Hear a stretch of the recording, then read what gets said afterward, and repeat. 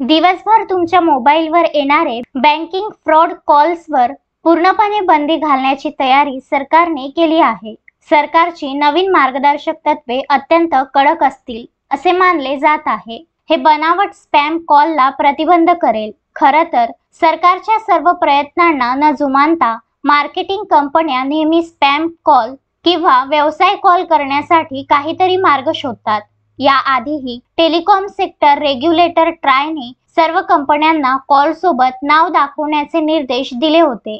मात्र काही कंपन्या वगळता कोणीही या सूचनेचे नीट पालन केले नाही. ट्रायने स्मार्टफोन उत्पादकांना त्यांच्या उपकरणांमध्ये वापरकर्त्यांना अशी वैशिष्ट्ये प्रदान करण्याच्या सूचना देखील दिल्या होत्या, जेणेकरून सर्वसामान्यांना कोणतीही अडचण येऊ नये. या वर्षाच्या सुरुवातीला ग्राहक व्यवहार विभागाने स्पॅम कॉल्स थांबवण्यासाठी एक समिती स्थापन केली होती. या समितीने स्पॅम कॉल्सवर नियंत्रण ठेवण्यासाठी नवीन मार्गदर्शक तत्वांचा मसुदा तयार केला आहे. या समितीच्या बैठकीत कोणत्या प्रकारचे फोन कॉल स्पॅम कॉल्सच्या श्रेणीत ठेवावेत यावर चर्चा करण्यात आली.